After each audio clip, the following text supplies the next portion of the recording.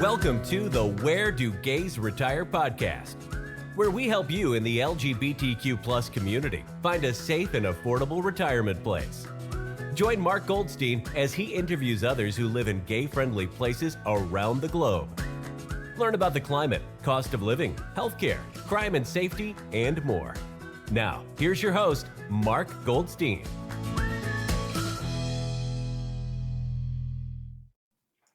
Would you like to know what it's like to live in Florence, Italy? Today we will find out. We have our special guest, Tom Leonard, and let me tell you a little bit about Tom. Tom is the creator and host of the Gamers Change Lives podcast, a platform dedicated to exploring the business side of exports and its potential to drive economic opportunities worldwide.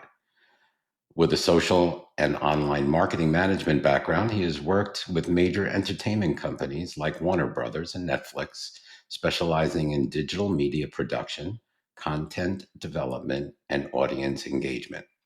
Now based in Florence, Italy, Tom is not retired, but is actively working with the startup Life Gateway, applying his expertise in digital strategy and media to help shape innovative solutions in the industry.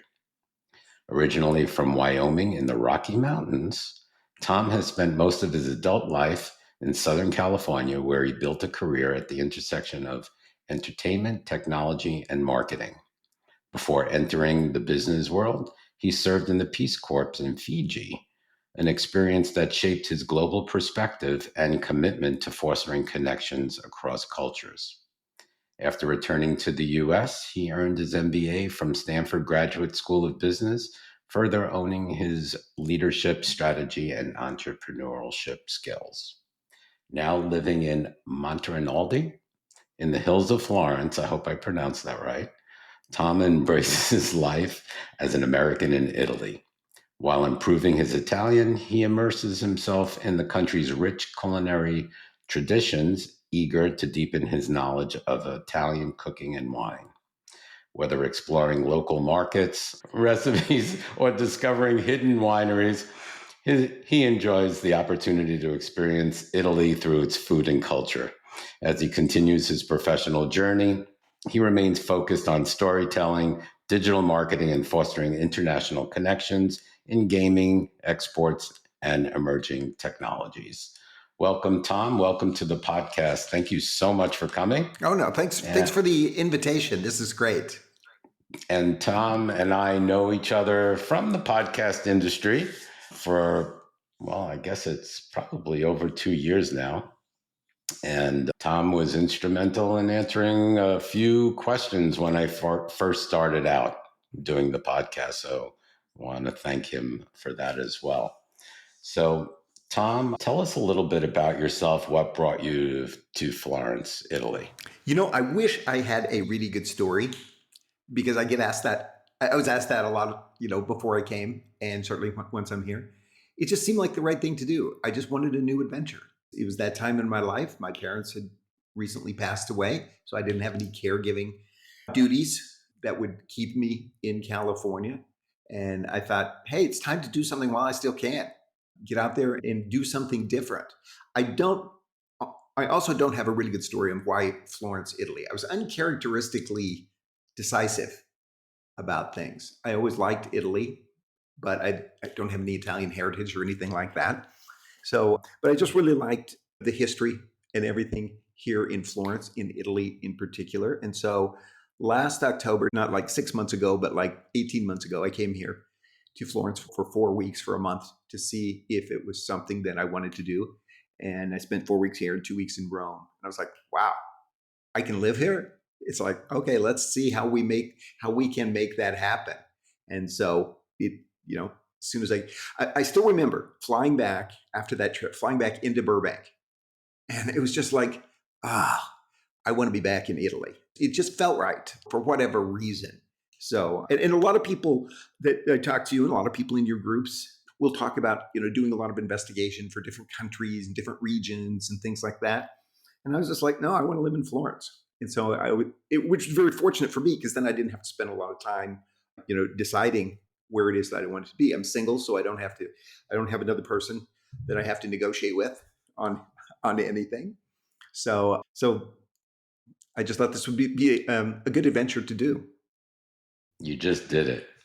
So just like Nike says, just do it, Well, and you did it. The other thing is, the one thing that I do miss is in moving to Italy is being able to tell people that I'm moving to Italy. Because in California, you tell people you're moving to Italy, they're like, oh, well, first they don't believe it, but then they're like, oh, that just sounds so Really good. so great for all kinds of reasons. And it wasn't, with everything that's going on, it wasn't like, oh, I can't live here anymore sort of thing. It wasn't me leaving something I didn't like. I really like California. I like Burbank, but going someplace that I wanted to be. I was running towards something, not running away from something. There you go. That's very important. So I'm glad that happened. And yeah, you did save an awful lot of time researching other places because, sometimes you just get that feeling that it's a right thing to do. Yes. So, okay. And the other thing that I also discovered along the way, and I was talking to some other expats here today about it, in fact, when you do something like this, it gives you a feeling of empowerment in a way that it's hard to describe, and it's something you don't really, or I never really anticipated going into it, because it's like the trainer at the gym. I was like, oh, here's what I looked like 20 years ago. Can you make me look like that again? And he's like, well, it's going to take some work. And I'm like, you're talking to someone that's moving to Italy. It's like, if I can do that, I can do anything. So it gives people, and it's not just moving to Italy, but anyone that's moving anywhere, that's taking a positive step, doing something with their life, it gives you power that you probably don't appreciate that you're going to get. That's great. That's great. I'm moving. Well, I hope so. Okay. All right. So now that you're in Florence, let's talk a little bit about Florence. Tell us about the climate. What's the weather like year-round in Florence? If we had this conversation a week ago, I would have a different answer.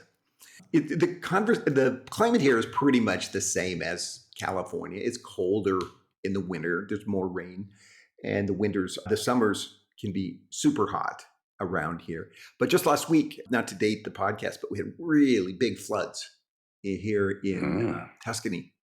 And I mean, pictures of the Arno River, it's like way up, down at Pisa, way up. It's like scary levels of water. Now, I live up in the hills, so it didn't really impact where I'm living or anything, but it's like, it kind of reminds you that, wow, things can happen, can be different that way. But overall, the one thing here I do remember, and especially if you're moving to anywhere near Wyoming, it's the wind, because you don't get the wind in California, and you get wind here, el vento. And it's just something that takes a little bit of getting used to. That's a small thing. But overall, I can't complain about the weather. So as far as the climate is concerned, what's the temperature like in the summer and the winter months? In the summer, it gets up to 40 degrees. The other thing, I've changed over to Celsius because it's easier to do. So it gets up to around 100 degrees Fahrenheit here. That's pretty warm. It gets warm and it's a little muggy, and you kind of plan your day around it. In August in particular, which is one of the reasons why, and it makes a lot of sense, everything closes here in August. And people think like, oh, that's a myth that it doesn't. But it does. I mean, not for the full month, but for you can't get anything out of the government for the month of August. It does not happen.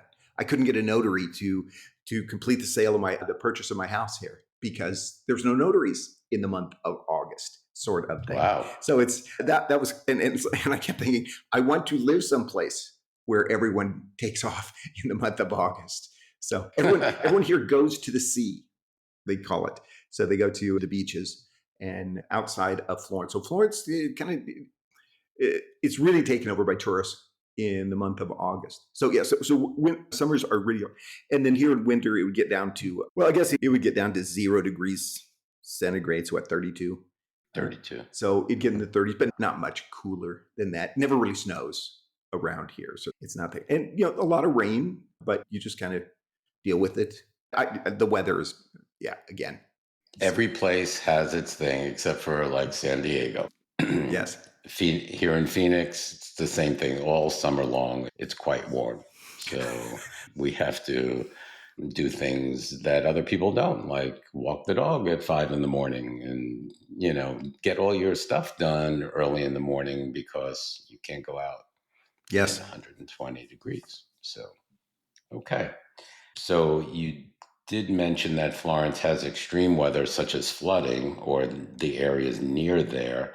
So that's a concern with climate change. Do you know if the government has done anything? Governments in Europe, I've discovered in general, take it so much more seriously than in the US. I mean, sustainability is something that everyone does here. I mean, it's part of business planning, and it's not something that it's like political or anything. It's like, no, it's the smart thing to do. The way And it should be. and it's just, and so it's really refreshing. Recycling. Oh my God. It's like you sort all of your trash into about 5 different categories, and you look at the calendar, what's today, and then you put it out in front of the house, and it's like, carta, papers one day, plastics another day, glass you take down to a place. I mean, so recycling is very much part of the culture, and people just do it. They don't complain about it. It's a way of life. So they actually recycle stuff, unlike places in the US where you put stuff in recycle and it doesn't wind up recycled. Exactly. Okay, good to know. Good to know. Okay. I know in Spain, they have these recycling containers built into the sidewalk. Do they have that in Italy? Yeah. I mean, you rarely see a trash can. I mean, it's like something that has like 4 different holes in it, so that you need to make a decision on what it is that where you're going to put it. And yeah, and that's the other thing. I mean, people really take it seriously. I mean, no one's forcing you to divide things up, but it but they do. Okay.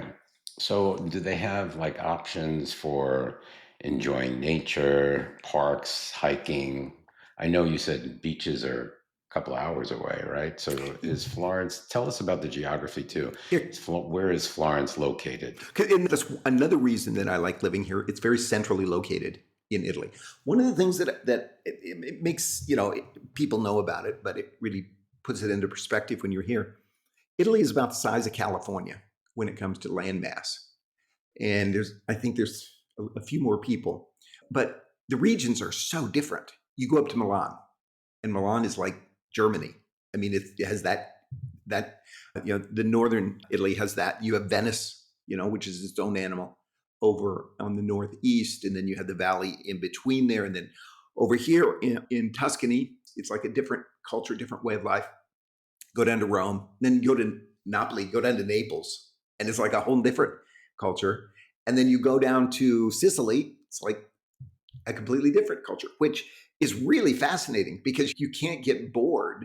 It's like, let's say if you moved to Nebraska, you'd have to drive a long way before you saw something that didn't look like Nebraska. Where here, it's just, and the other thing is, people here are so proud of where they're from. I mean, when you talk to people, they're proud they're from Florence.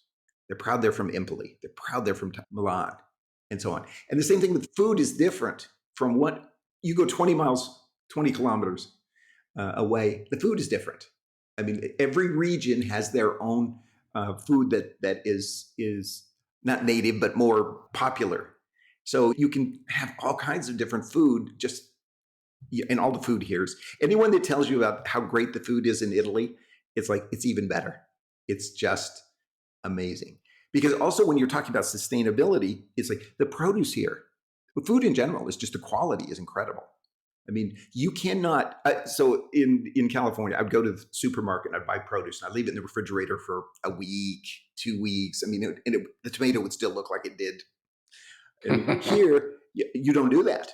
I mean, 3 days and you're not going to be eating it. So, Right. so you buy things differently, but just the quality of the food is just tremendous. Okay, I have to know. How do you keep the weight off? Oh, that's why I've got the camera pointed up. here. No, These great pastas and well, a couple of things. One of the things that I've learned is that portions here are smaller. I mean, there's no such thing as supersized anything. I mean, you go and right. it's like, no, you get lasagna and it's just a little bit of lasagna. And that's how people eat. They eat in smaller portions. But also, because the quality of the food is so much better, it doesn't stay with you the same way that, say, maybe junk food stays with you. The other thing is you do a lot of walking. I mean, you don't, you just, it's just part of life here. Everyone does their share of walking, and certainly you do it in Florence, but even in other parts of the country, people don't even think twice about walking a certain distance. I mean, it's not like California where you got to have your car to drive over to CES. A block away. Yeah. It's like, no, you don't do it. So that, because otherwise, so when you come here, you kind of have to control yourself a little bit because I would have to, because it's hard for me to control myself here. Well, the food's not that great. Well, the same thing is like with breakfast. The Italian breakfast is you go to a bar, you go to a cafe, and you have a little tiny cup of espresso. I mean, little tiny with a croissant. That's breakfast. It's just like, sign me up. It's like, if I can have that for breakfast, I want to do that. Spain's that too. It's the cafe culture type. They don't have these humongous breakfasts with pancakes and syrup, and it's just maybe a churro with dipped in chocolate, but or a croissant. But yeah, I get you. So do you have like parks near you and any place for recreation? Yeah, because I live just north of Florence in the hills to get out of the heat of the summer. Hopefully, I haven't been in the place here for the summer, but it's kind of out of the city a little bit. So there's lots of places to go and to be out in nature, and it's just fun to go out and see things like that. Cool. Very cool. Okay, let's get into the cost of living. Now, this is going to be interesting because you come from California. It's pretty pricey there. How would you compare that to Florence as far as groceries and housing? For housing, one of the things that I find, because I keep talking about, this is my experience. I mean, other people might have a different experience, but from what I've seen is that housing can be really expensive. People here, I think Italy has the highest home ownership rate in all of Europe.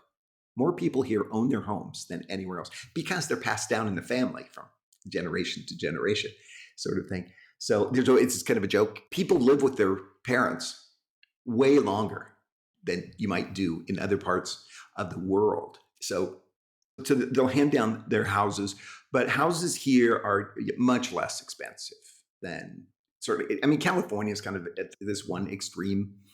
So the housing rents, but it also depends on what part of Italy you live in. So I live in Florence.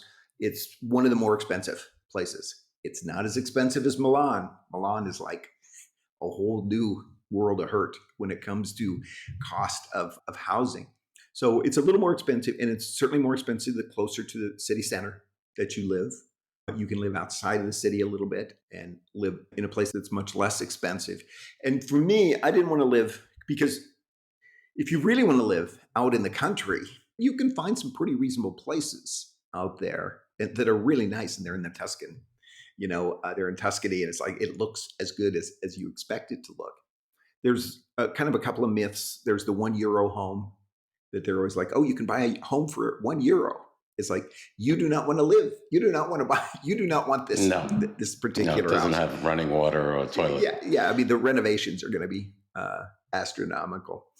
So tell us what an average price for, let's say, a 2-bedroom, 2-bath home in Florence would be. Do you have any idea? If you're gonna live in the city itself, you're probably looking at 500,000.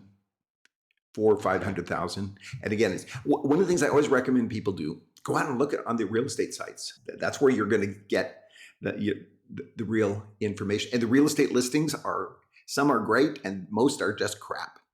So you have to kind of weed through things. The other thing I learned, when you go and look at real estate online, which I really like to do, never put your name in with any of the sites that you go to.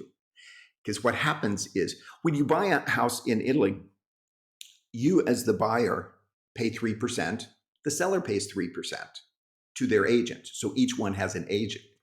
If you're a buyer and you go to these sites and you're like, oh, send me more information and here's my name and all this kind of stuff, some of them will come back. If you buy a place, they will say that they are your agent and they will claim another 3%. So the people that I talked to early on, they said, don't ever put your name in any database out there. So and the other thing is find a good real estate person to work with. And there's a lot that are really good, but find one and work with them. They can work with everyone. But yeah, just go out there and poke around and look at the online listings, because you're going to find things in the city center that are different.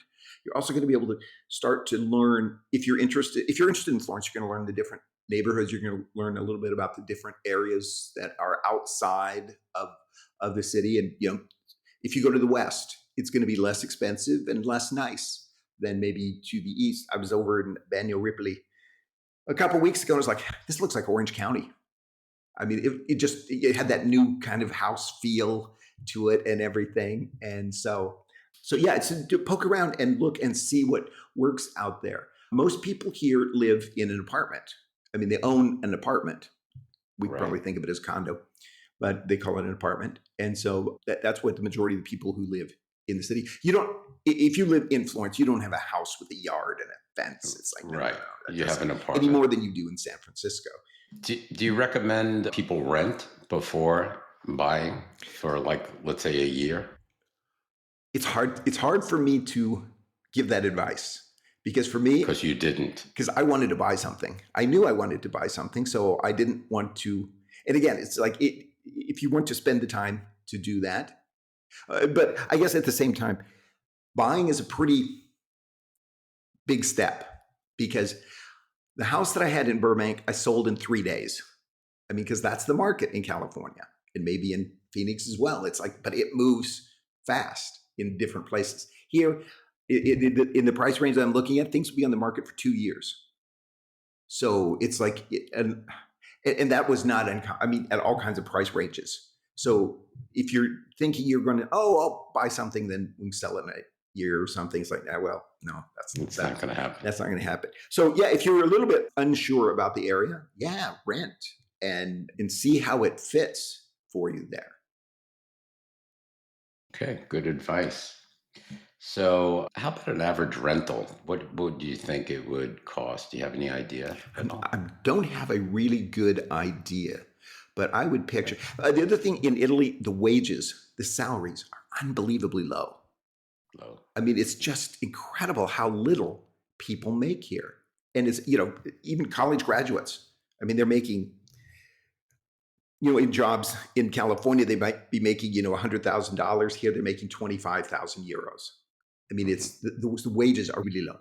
So that means that housing prices are also, rent and everything also has to be lower along those lines. So I don't have a really good figure for you. And again, go out online and poke around, but it's also going to really depend on what part of town you're in. It'd be the same thing if you're looking in LA. I mean, what's an average price in LA? Well, okay. But the cost of other things like utilities, groceries, utilities are a little bit cheaper. Oh, but some things, I mean, gas and electric are a little bit cheaper, but not tremendously so. Gas, because of Russia, is significantly more expensive than it used to be here. But things like internet, I mean, I have an unlimited plan for, internet, TV, everything. It's 29 euros a month. I hear that. And so it seems like everywhere in Europe. So my phone, I needed an Italian phone because there are a lot of apps in Italy that don't work on an American-based phone. So I had to get another phone. But it's like 5 euros a month for a separate phone line. It's like, it's crazy. So that kind of stuff is really, food can also be pasta. It's funny. You go to the store and you can buy pasta for almost nothing. You buy this thing of pasta for a euro. Wine like is wine. like you buy €3 bottle of wine, and you think, oh, that must be real crap. But it's not really good wine. It's like it's the top. It's like the wine, right? Because the crap is 50 cents. yeah. And you go to the store, and the €20 bottles are locked up. You can't get to them. Oh wow! But so there are certain things. So the cost of transportation, riding around on the bus, things like that is pretty reasonable as well. Yeah, gasoline is probably a little expensive, although I have an all-electric car, so I'm not a great judge of that. But I don't think gasoline is cheap anywhere in Europe. So do you think retirees could live comfortably in Florence on a moderate budget? It would be tough, I think. What I would recommend is look at places near Florence. Because again, the transportation, the trains. I was in Rovigo. Oh, I was up there visiting a previous guest on your podcast, Dan Rainey, and his partner and other people that he knows up there. I was up in Rovigo today and just took the train back. Oh, today? How far is that? A couple 100 kilometers. Oh, which is how many miles? 140. Not too bad. So, I mean, it's a trip. But the trains here are just phenomenal. Not only are they fast, if you buy your tickets in advance, they can be really inexpensive. I mean, the last minute ones are not so much. But the train stations are like right in the middle of the town where they should be. So you just go right there. There's no security. You walk in, get on the train, and it really is high-speed train. I mean, it's like, boom. And you are. How long does it take you to get to Rovigo? Let's say it's 150 miles, 160 miles. Oh, an hour and 15 minutes? It's pretty good. I mean, you're looking at the place. Oh, you're going 260 kilometers an hour on these trains. I mean, who knows what that is? Yeah. But it's just, it works out really well. It's a bullet train. It really is. It really is. And I'm going to Rome in a couple of weeks, and it's like another hour and a half, maybe a little more to go to Rome. But there's like a train every half hour. I mean, great. It just works. I go to Milan, a couple of hours to Milan. So it works out really well. But how about the tax situation? So what I always tell people is all these people on your Facebook groups and other Facebook groups are asking for tax advice. And I'm always like, no, do not get your tax advice from Facebook. Advice from Facebook. No, never. No. The only thing you should be asking there is, do you know a good tax professional that I can talk to? That's the appropriate. But all these people, it's like, well, it's kind of interesting to hear what other people's.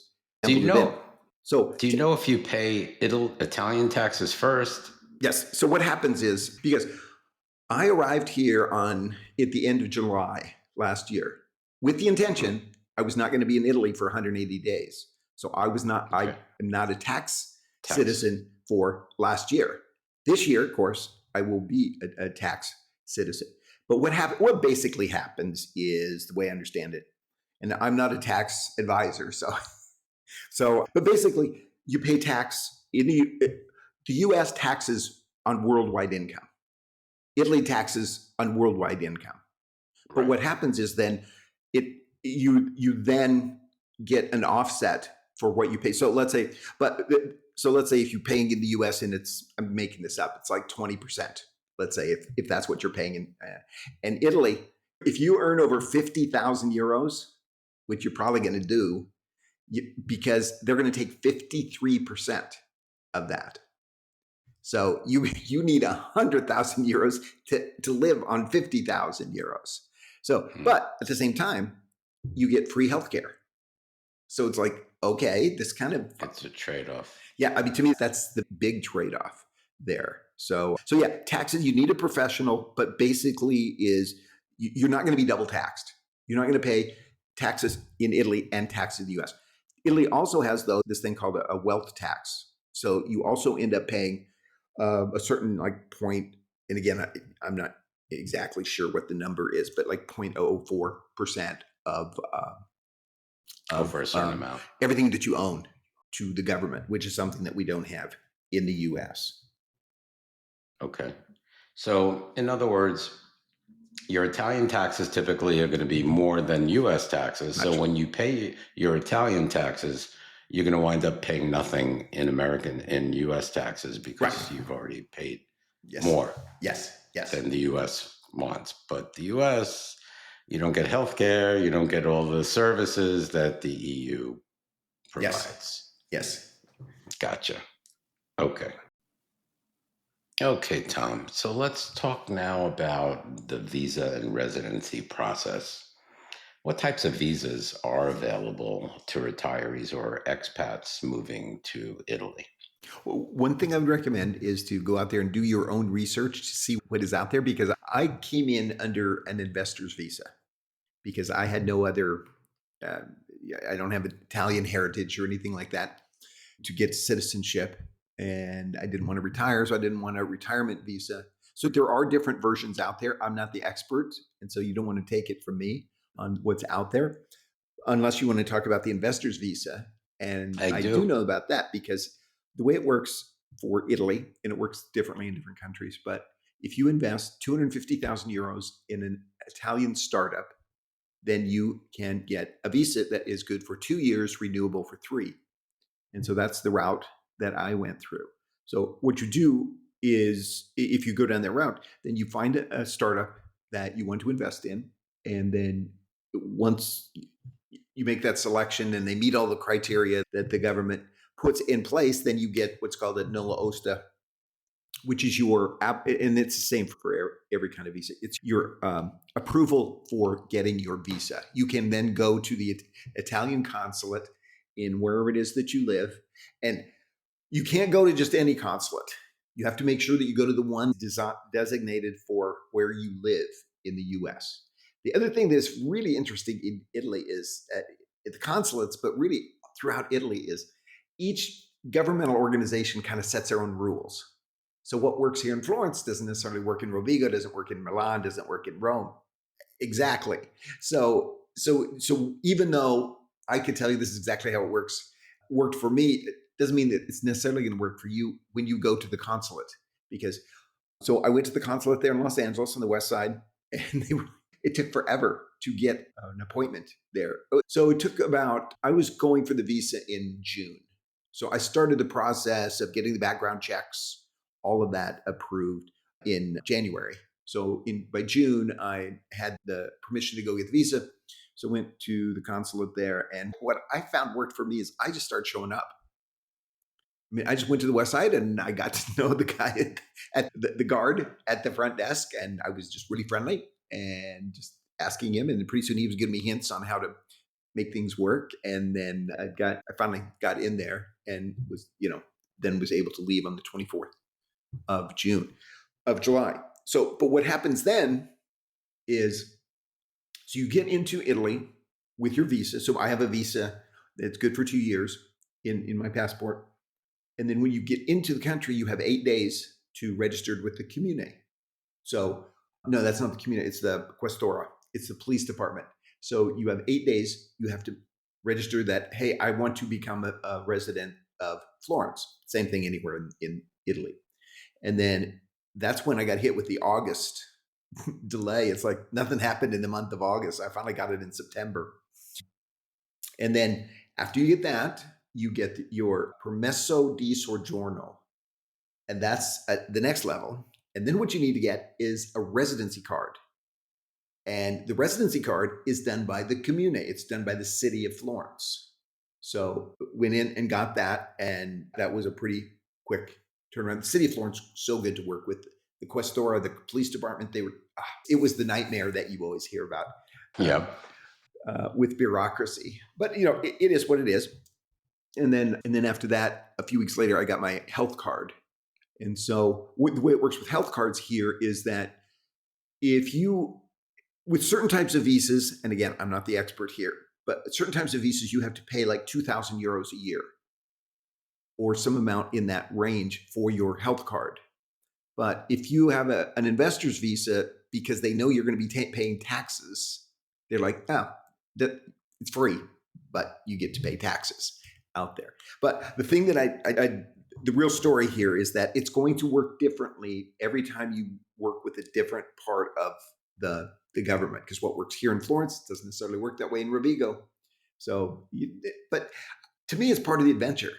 I mean, if I wanted things to be cut and dried, if you have if it really, if you can't stand that kind of ambiguity about things, it's going to be tough, because you're going to go and you're going to get a different answer when you ask a different person the same question.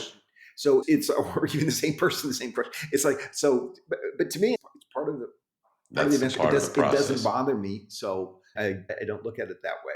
People here, Dan was always giving me a hard time. It's like, you always have such a positive attitude. Because I always say, it'll work out. It will. It always does. So, but yes, you have to be prepared to deal with things.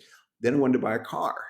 So the other trick here is, in Italy, if you're an American and you come into Italy, you don't just turn in your driver's license for an Italian driver's license, even if you've been driving forever. So I have to go start as if I was 18 years old. I have to go take the written test in Italian. And then I have to get the little P on the back of my car. And then I have to get 6 hours of supervised driving. And I've got a year to do this after I'm a resident. I can drive for a year on my international license and so on. So I'll need to do that. And then, as a new driver, you can only drive an underpowered car. So you have to have like a clown car for 3 years. So, but there's a little loophole. If you get an all-electric car, you can get a more powerful one. So that's what I did. I bought an all-electric car, a DS Citroen model, and which I really like. It works out really well. So the other thing that I learned, we'll probably talk about speaking Italian, but save that thought. Let's go back. Let's go back to the visa thing. So yes. Your visa was like a golden visa, correct? Exactly. Okay. So that's the type of visa that you could purchase for a certain amount of money, correct? Yes. And then if you Criteria. pass the background check, which most people should be able to. Okay. And do you know if there's a retirement visa offhand? There is. There is one out there. But that's the other thing that I wanted to do, is I wanted to be able to work in Italy. Okay. And so I didn't want to go down the retirement route, because I want to be able to legally work here. And with an investor visa, I can do that. So how long did the whole process take you? Yes, 6 months. That's not too bad. Oh, it was. But one of the things that I did is I had an agency help me, because I'm a big believer in, it's like, I don't want to have this great core competency on how to move to Italy. It's like, there's other people that have been down this road before many times. So why not tap into them? And so I hired a company called Smart Move Italy. There's others out there. I really like them. They did an incredible job, because their attitude is actually owned by 2 Canadians who live here in Florence, and then all the people that work there are Italian. But their philosophy was always like, anything that would come up, okay, how do we deal with it? How do we fix it?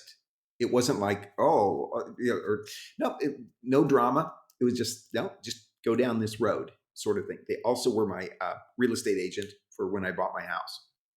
Gotcha. Okay. So I'm a big believer in hiring. Yeah, definitely, especially in a foreign country. You don't know the laws, so it's really important to hire somebody that could help you do that. Okay, so 6 months wasn't too bad. I wonder if it takes longer for different types of visas, but we don't know that. So, well, I do know that if you're going for citizenship based on family ties, it can take a long time. That seems to be the one that people take years to get. Does your visa provide for a roadmap or a road to citizenship after a certain amount of years? Because after 5 years, I can become a resident. Okay. Yeah. It's a different level of residency than what I have right now. But yes, then after like that, a permanent resident. 5 years of being the permanent resident, maybe that's the term, is then I can apply for citizenship to have the dual citizenship. Okay, good. All right, let's roll right along to the LGBTQ community and inclusivity. Tell us a little bit about the LGBTQ community. I know Italy in itself doesn't have same-sex marriage, so they won't marry you, although they will honor your marriage if you were married somewhere else. So Yes. tell us a little bit about that. Tell us a little bit about Florence itself. Does it have a gay community? It, surprisingly, it doesn't. I mean, not a very active one. I mean, certainly there's not a gay neighborhood. I mean, like you would find in most cities in the U.S. I mean, it's even Rome. The gay neighborhood was pretty sparse. So I mean, it's gay friendly. I mean, people, you never, I have never felt, like that was a problem. Um, certainly the people at the agency, anyway, it's like, I tell them what the deal is. And I've never had any negative reaction that I can think of really anywhere. But at the same time, they're not gay bars. There's not, community centers. There's a gay pride that's coming up in Prado in June that I will be interested to see what that's like. I've also discovered it's strange here, but Sundays are like gay day in Florence. And it's like you will see guys holding hands, guys kissing out in public that you would never see the other days. That's And weird. there are bars because there's this one bar. So I walked by on Sunday night. I was like, whoa, that's a bear bar there. That's a gay bar. And so I thought, that's great. So I went down the next night because I thought, went down. It's like, nope, it was just that one night, there. Just on Sunday. So Sundays must be their gay bar night. Yes. And so, but a lot of it is also deals with the Catholic Church. And the Catholic Church, I still have yet to find anyone that goes to church. I mean, everyone's, religious, but they don't go to church. But the Catholic Church has tremendous sway in what happens in Italy. So, and that's why the marriage, you can't get married here. It's because the church does not want that to happen, sort of thing. So apparently that didn't sway your position as far as moving to a place that wasn't totally LGBTQ friendly. Yeah, because some people would be like, oh, the prime minister, the premier president, I don't know what her exact title is very left, very right oriented, let's say. She was the only European leader at the president's inauguration this year. I mean, she's in well with the current administration out there. But what I tell people is, I don't have a dog in this hunt. It's like, I'm not here to be political. It's going to impact certain things, but I don't worry about what the politics of Italy are at the moment, because the other thing you find here is that politics change really much more often than you would have thought that it does in other parts of the world out there. So no, it did not. That was not a factor for me. Okay, and people don't feel uncomfortable living there if they're LGBTQ. No, and you got a couple, whether married or not, that are here. I've never heard anyone say that there was ever any issue of them being a married couple, being able to do things, in the community, in the government, that was an issue. Okay. Let's go on to healthcare and medical services. Tell us, how's the healthcare? Is there a hospital close to you? Can you walk to the hospital? What options do they have to have private versus public healthcare? The healthcare here is amazing. And I'm saying that from a little bit of personal experience, but everything that I've heard from everyone else, all the other expats that have been here, because like I said, once I became a resident with my residency card, I could apply for a health card, and the health card is, for free healthcare. And I go to the doctor 6 minutes away here, closer than Kaiser was to me in California, is Correggi, and it is often rated the number one hospital in all of Italy. So, and it's a huge complex, and the people over there, my doctor there speaks English, and I feel really good about having him as my doctor for any kind of medical issue that would ever come up. and prescriptions are free for anything. So, and they just, once you're in the system. Now, there's a bit of a strange thing with public versus private. You can, if you're public, some things, some elective things like elective surgery might take a little bit longer than you would want it to take. But what you do is then you go the private route, which is actually what it means is you just pay a little bit and then you get an earlier appointment. Now, when you pay a little bit, you pay like 60, 80 euros. I mean, it's inconsequential. No, just for that one thing. If there's a certain surgery you want. Oh, so you pay it out of pocket? Yes. And it's the same doctor that would have done it public, but you just get it done earlier. So, which most people, if it's something that, you feel is really urgent, you can do that. So, can you get private insurance? So you wouldn't want it. Why? I mean, because if you get your health card, that covers everything. So the only time that you would look at private is for a particular event, a particular procedure that you will then, they call it private, but it's like you're paying to get an earlier appointment, basically, is what's happening there. But the quality of the care that you get here is just as good as you're going to get, I think. And from what other people have told me in the US. Or probably better. I wouldn't be surprised. Okay. So you said you're close by to the hospital and you have English speaking doctors, and we didn't really get into language yet. Has that been a barrier? And especially in the healthcare industry. So you have all of your doctors, do they speak English? Is there a problem in translation or? So I went to get my doctor, to get my health card. And so you go in there, and my attorney was with me because she was helping me out. And so, here's your health card. And here's a list. They hand you this dog-eared list. It would be mimeographed if there was such a thing anymore, of all the doctors that you could have. Oh, pick a doctor. And so I picked the one that had an Indian name because I thought there's a better chance he's going to be able to speak English than the others. Because one of the things that I find here is that people do not speak English. It's like people do speak English in the tourist areas, maybe, but the level of proficiency is surprisingly less than I would have anticipated.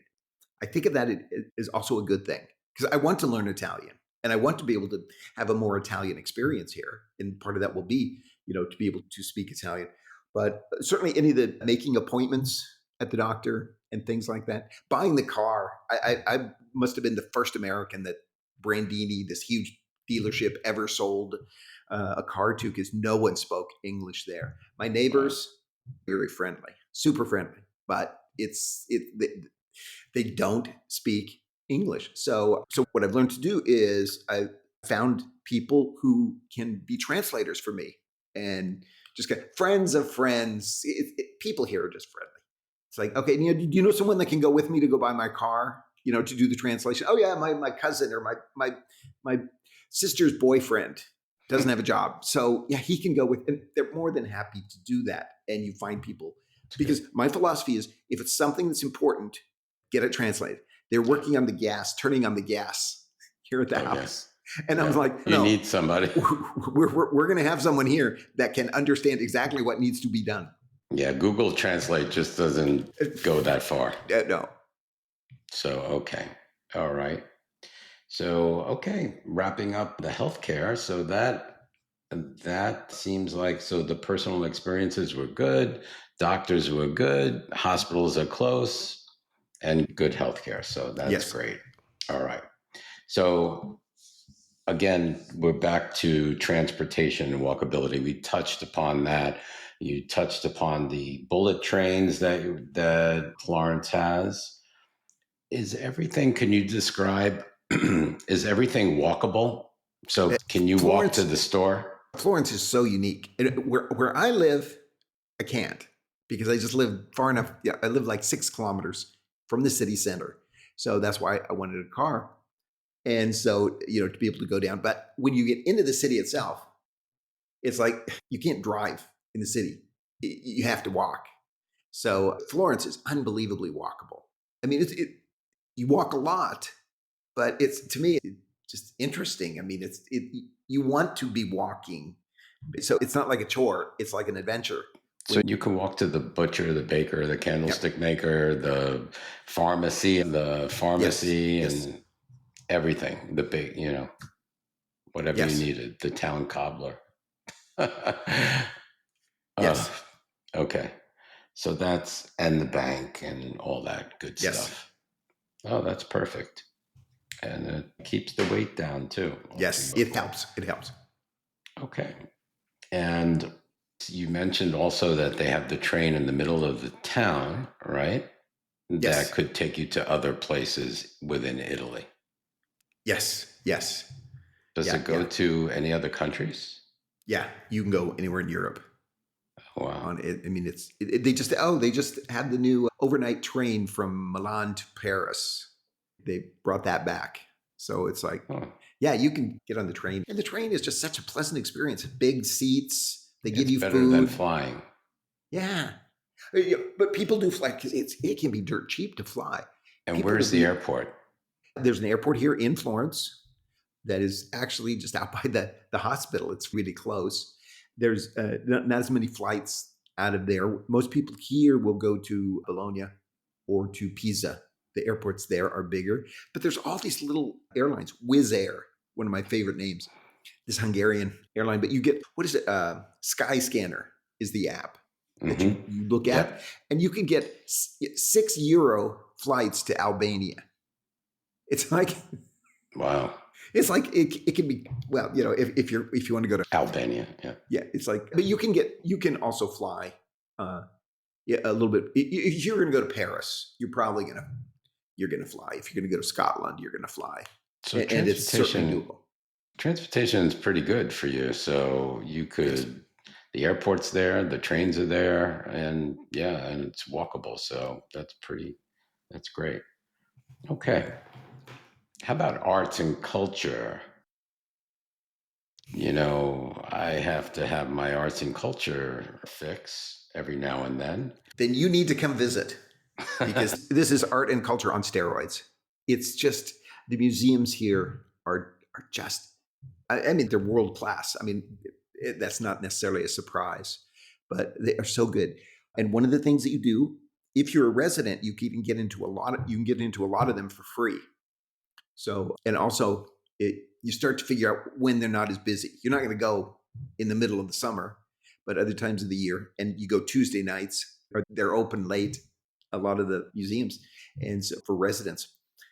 But I mean, to me, that's one of the reasons to be here. Last year I bought an annual pass for the Uffizi Museum. So Boboli Palace, Uffizi Museum. You just go in there anytime that you want. It's like you get a 3-day pass for $36 or an annual pass for 72. So it's like €72. So it's like, geez, I used to go to the Uffizi to use the restroom because it was just so handy. And so and there was always some event going on.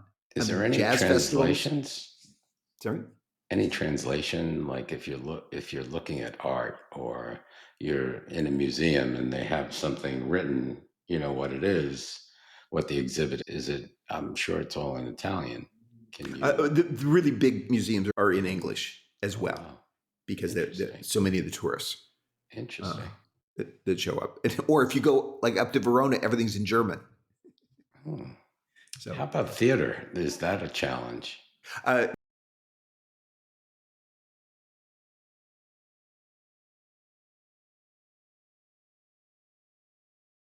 Have English movies here. I mean, anything that's, if you go to the Cineplex, you're going to be watching a movie that's dubbed into Italian with no subtitles.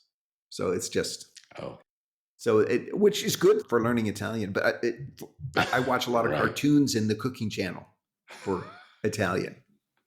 Yeah, that's a good way to learn. All right. Excellent. So lots of arts and culture going on in Florence as well. Okay. Do you know of any LGBTQ groups that might host social events, or is there such a thing? Not that I've found. Okay. And, to be honest, I haven't spent a whole lot of time doing it. But also, it goes back to, and one of the reasons I want to get better at Italian, any group like that would be an Italian group.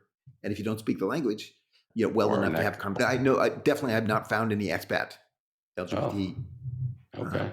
groups out there. Nope.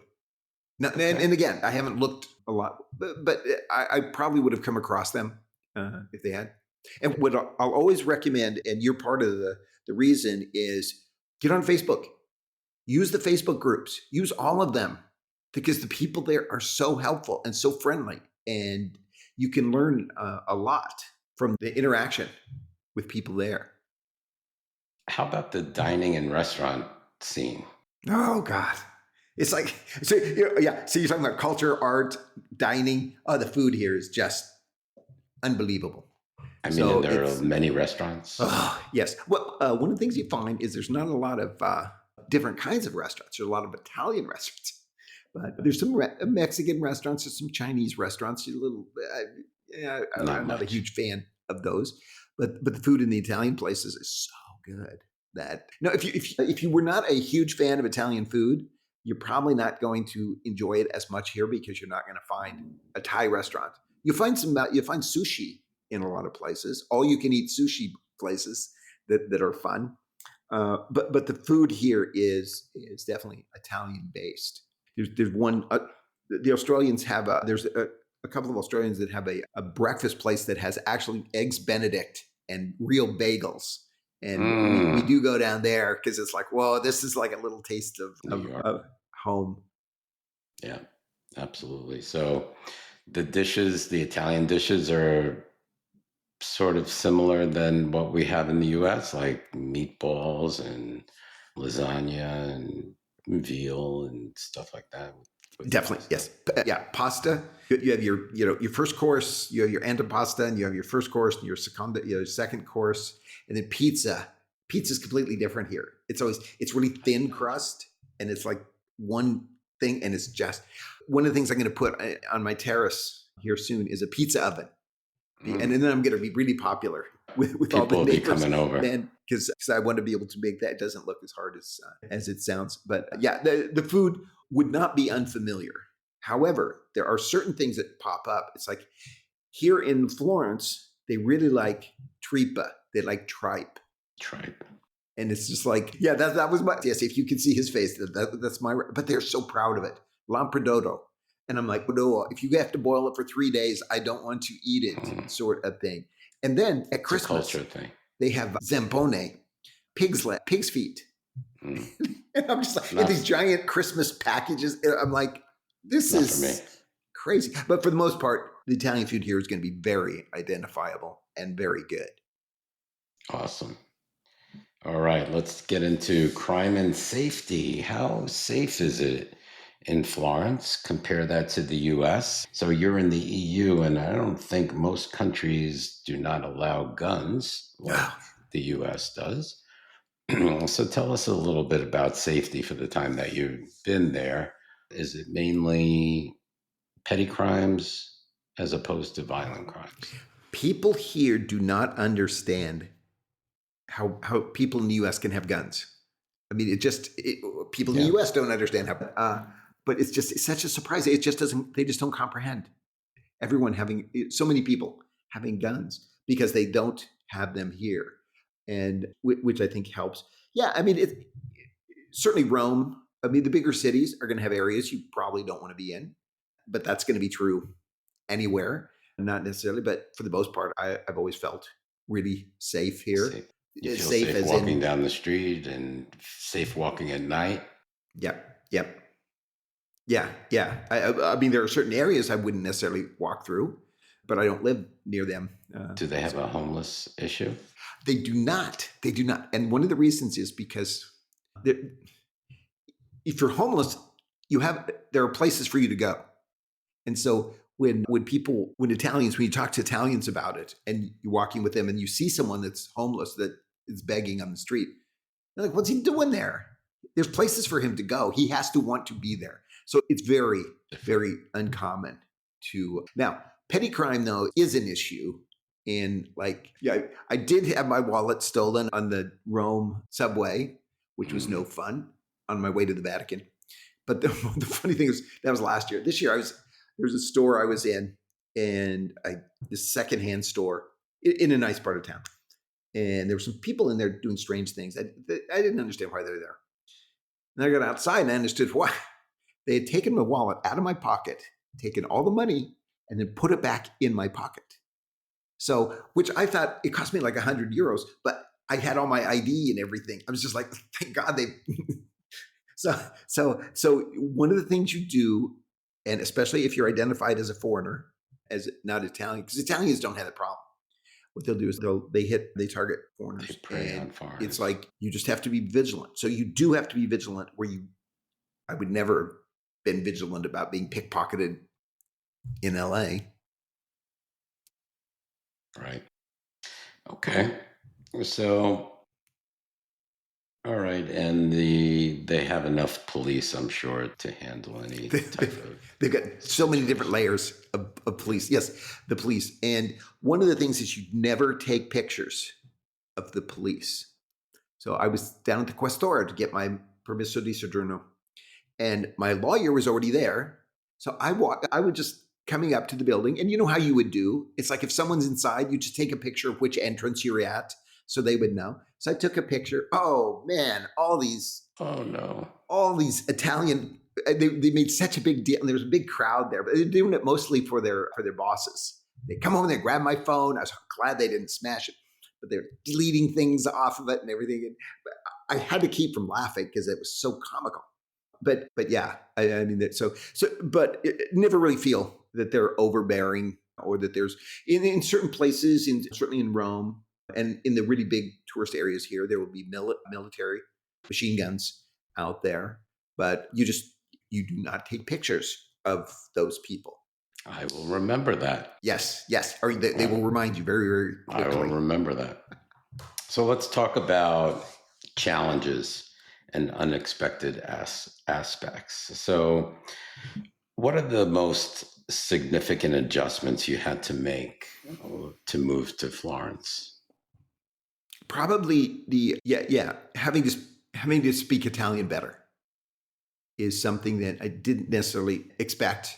And again, I don't think of it as a bad thing, but it's certainly it's more important that someone speaks Italian reasonably well to enjoy life here better. One of the things that I found here is that everything is on an app. Literally, I mean, I've got apps that control everything in this house. It's like way beyond what I was used to in the United States. I mean, everything is connected that way, which is really good. And for the most part, works really well. So, but yeah, I mean, there haven't been any really big, never anything's like, what am I doing here? Sort of never. I mean, I never have that. Are you taking Italian courses? Yes. Or a course? I have a tutor that I've been talking to for a long time. And I found in one app in particular that's been being helpful. I've taken some classes. I'm a big believer you do different things, because one way is not going to solve the whole thing. And what you need to do is you just need to get out there and practice. People are, I think it's a stretch to say people appreciate you making the effort. I think they would appreciate if you spoke better than you did. But certainly, I mean, the way that you do it is the way that you get better, you just get out there and do it. And that's one of the good sides of English not being so prevalent, is that you get a lot of opportunity to do that. So let's say you had more time in making the decision whether you were moving. Would you have learned or taken a course in Italian in the States before you got there? Would that Yes. have been... Yes, I would encourage that. The minute you think you might even be interested, start. Okay. Good advice. All right. Have you made many friends? Was it easy to make friends? It is so easy to make friends here. Are they expat friends or locals? Both. To me, it's really surprising. I was thinking the other day, I was watching that hokey little film on Netflix, La Villa Dolce, Hmm. which is like every American's idea of how it works in Tuscany, sort of thing. And they have the big thing at the end, where it's a wedding or something, and then all these friends showing up here. And it's just like it's the same thing here. It's like I know my neighbors. I know my neighbors up and down the street, and people that I work with, professionally. Oh, the other thing that is interesting here is, and every expat that I've talked to agrees, people here like to do favors for other people, not in a way that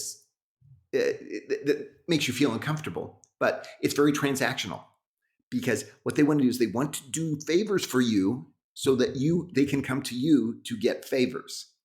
And I don't mean that in a bad way, but it's completely different than it is in other places. So it's like the guy who runs the startup that I invested in, when he showed up when I first got here, he was like, "Oh, so what do you want to do while you're here?" And he said, "Do you need any football tickets? Do you need?" And I said, "I want to do three things. I want to go to the Ducati factory. I want to go to the Maserati factory. And I want to go to the Ferrari factory, because they're here, and I just think that would be fun." He goes, "Oh, I've got you covered." He goes, "I have a really good friend that runs marketing for all of Maserati.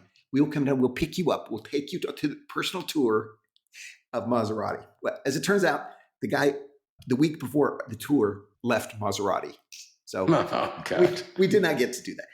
But people like to do favors in those kinds of ways, which to me is good. I mean, I don't think of that as a bad thing. So yeah, making friends here, it's easier than I would have expected. Very good. I'm glad that it works out that way. Absolutely. Okay. Do you know if there's any downsides? If there are any downsides to retiring in Florence that people should know about? It's expensive. Okay.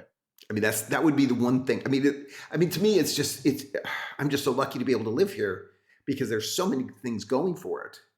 I mean, I'd rather live here than anywhere else in Italy, because to me, it's just that much more interesting. It's centrally located to get everywhere else. People are friendly, and just like things for the house here. It's like in furnishing the house. It's the place that I bought here is 6 kilometers out of town, but it's in a community that was built by a local architect named Leonardo Ricci, and back in the 1950s. And so we're refurnishing the house, so with things that fit the style of the house. And I have an Italian interior designer, which are easier to come by here. Right. So but we're getting all this stuff made by local artisans. It's like these brass lamps for the bedroom, the wallpaper.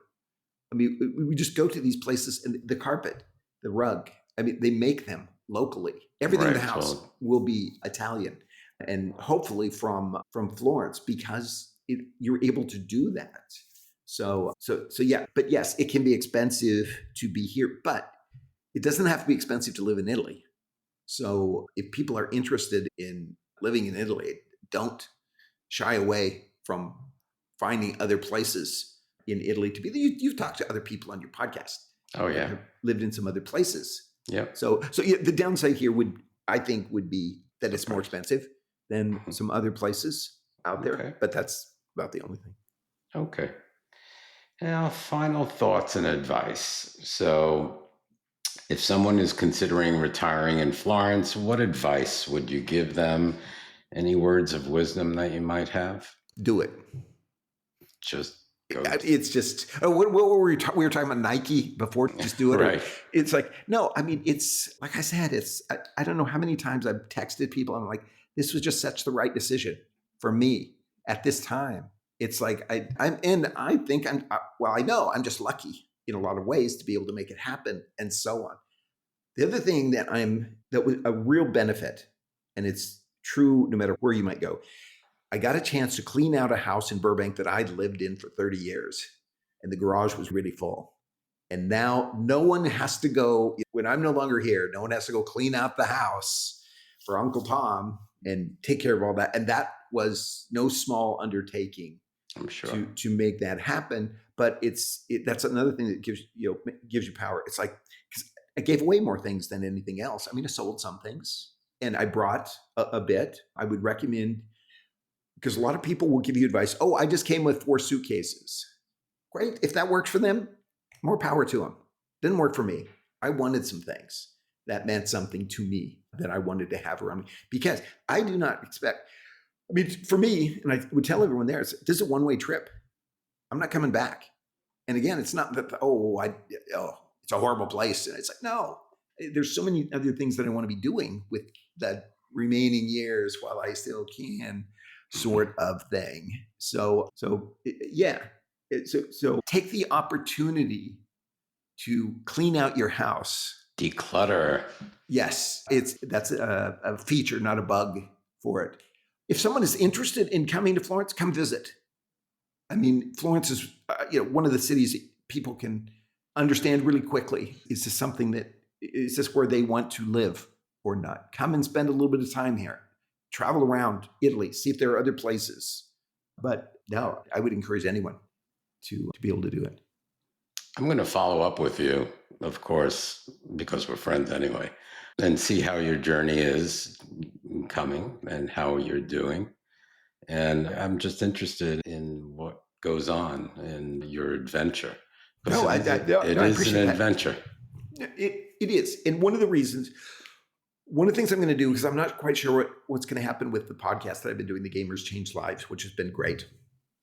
I think I'm going to change direction and maybe do a different podcast talking more about startups in Italy, because I think there's a lot of stories to be told there that aren't told out there. But I just think there's just so many different things so many different directions to go. It's just interesting that way. And you should come visit someday. I'd love that. It's like, that was the other thing when I bought the house here. It's like, it has 3 bedrooms. And then the real estate people are like, why does one person want to have 3 bedrooms? That's like, it's way too big. It's like, I'm going to have guests. You have guests and you have an office and, Yes. So it's a different way to think. But that's also part of the fun of living in somewhere like Florence, is to be able to share it with other people that can come and experience it as well. Well, thank you for sharing your travels, your wisdom. Thank you for helping me along my podcast journey. And, yes, if there's ever if you ever want more advice, you just let me know. I will. Well, thanks, Tom. Thank you so much for joining us today at the podcast. It was very educational. I learned a lot, and we'll definitely keep in touch. Okay. Great. Hey, thanks again for the opportunity. All right. Thanks, Tom. Thank you for listening to the Where Do Gays Retire podcast. If you enjoyed today's episode, please subscribe to our podcast and consider making a donation by clicking the coffee cup on any page at www.wheredogaysretire.com. Each cup of coffee that you buy costs $5 and goes towards helping us continue the podcast. Thank you for your continued support.